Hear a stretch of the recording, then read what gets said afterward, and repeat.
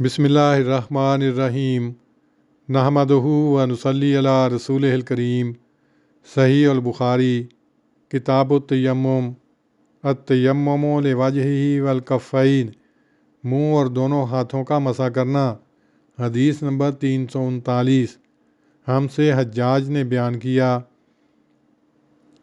کہا شعبہ نے ہمیں بتایا، انہوں نے حکم سے، حکم نے زر سے، زر نے سعید بن عبد الرحمن بن ابزا سے، انہوں نے اپنے باپ سے روایت کی کہ حضرت عمار رضی اللہ عنہ نے یہی کہا، اور شعبہ نے اپنے دونوں ہاتھ زمین پر مارے اور پھر اپنے منہ کے نزدیک کیے، پھر اپنے منہ اور اپنے دونوں ہاتھوں کا مسح کیا۔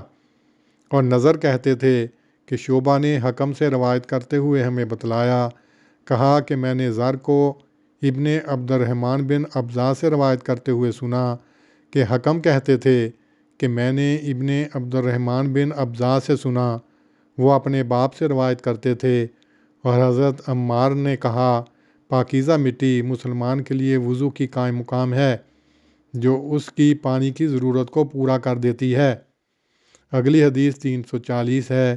ہم سے سلیمان بن حرب نے بیان کیا، کہا کہ شعبہ نے ہمیں بتلایا، انہوں نے حکم سے، حکم نے زر سے، زر نے ابن عبد الرحمن بن ابزا سے، انہوں نے اپنے باپ سے روایت کی، وہ حضرت عمر کے پاس حاضر ہوئے اور حضرت عمار نے انہیں کہا، ہم ایک دستہ فوج میں تھے اور ہم جنبی ہوئے تھے، اور انہوں نے بجائے نفخہ فیہما کے تفل فیہما کہا، یعنی آپ نے ان دونوں ہاتھوں سے میں زور سے پھونکا۔ اگلی حدیث 341 ہے۔ ہم سے محمد بن کثیر نے بیان کیا کہ شعبہ نے ہمیں بتلایا، انہوں نے حکم سے، حکم نے زر سے، زر نے ابن عبد الرحمن بن ابزا سے روایت کی، انہوں نے اپنے باپ عبد الرحمن سے، انہوں نے کہا کہ حضرت عمار نے حضرت عمر سے کہا، میں مٹی میں لوٹا تھا اور پھر نبی صلی اللہ علیہ وسلم کے پاس آیا تو آپ نے فرمایا، منہ اور ہاتھوں کا مسح کرنا ہی تمہارے لیے کافی تھا۔ اگلی حدیث 342 ہے۔ ہم سے مسلم بن ابراہیم نے بیان کیا، کہا کہ شعبہ نے ہمیں بتلایا، انہوں نے حکم سے، حکم نے زر سے، زر نے ابن عبد الرحمن بن ابزا سے، انہوں نے عبد الرحمن سے روایت کی، کہتے تھے کہ میں حضرت عمر کے پاس حاضر ہوا اور ان کو حضرت عمار نے کہا، اور پھر ساری حدیث بیان کی۔ اسی باب کی اگلی حدیث 343 ہے۔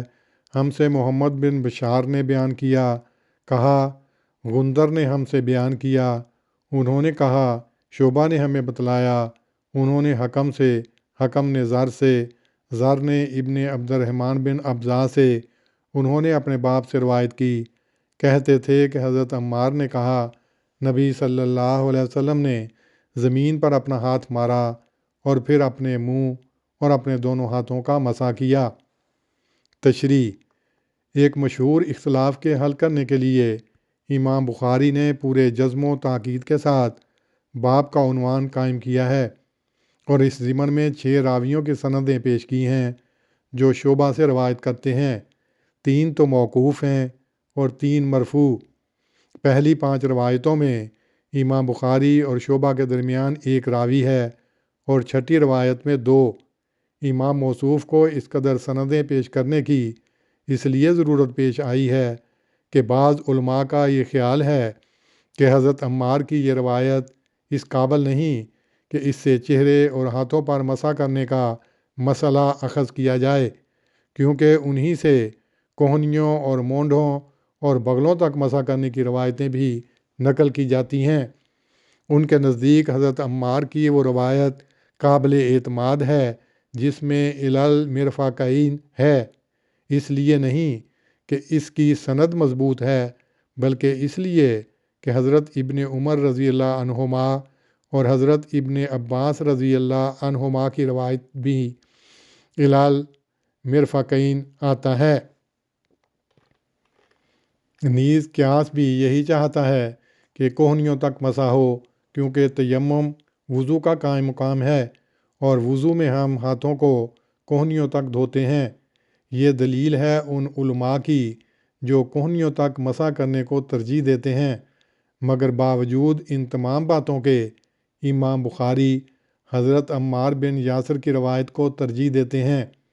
سابقہ باب میں یہ روایت بالحاظ مضمون کے ذرا تفصیل سے نقل کی گئی ہے اور اس باب میں اس کی 6 اور سندیں بیان کی گئی ہیں، جن کا مضمون اس بارے میں متفق ہے کہ یکفی کا الوجہ والکفان، منہ اور ہاتھ کا مسح کرنا کافی ہے۔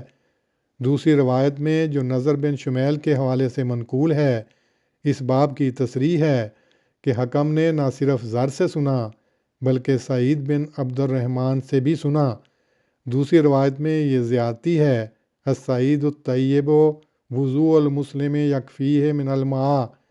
روایت نمبر 340 میں نفخ فیہ ما کی بجائے تفل فیہ ما ہے۔ قافلہ بالحاظ معنی کے نفخہ سے زیادہ قوت رکھتا ہے۔ نفخہ، نفسہ، تفلہ اور بازکا نیز باسکا کے الفاظ اپنے معنی میں ترتیب وار قوت رکھتے ہیں۔ لسان العرب تحت لفظ تفلا۔ غرض یہ سب روایتیں بعض جزوی اختلاف کے باوجود اس بات پر متفق ہیں کہ صرف چہرے اور ہاتھوں پر مسح کیا جائے۔ اللہم صلی علی محمد وعلی آل محمد کما صلیت علی ابراہیم وعلی آل ابراہیم انک حمید مجید۔ اللہم بارک علی محمد وعلی آل محمد کما بارکت علی ابراہیم وعلی آل ابراہیم انک حمید مجید۔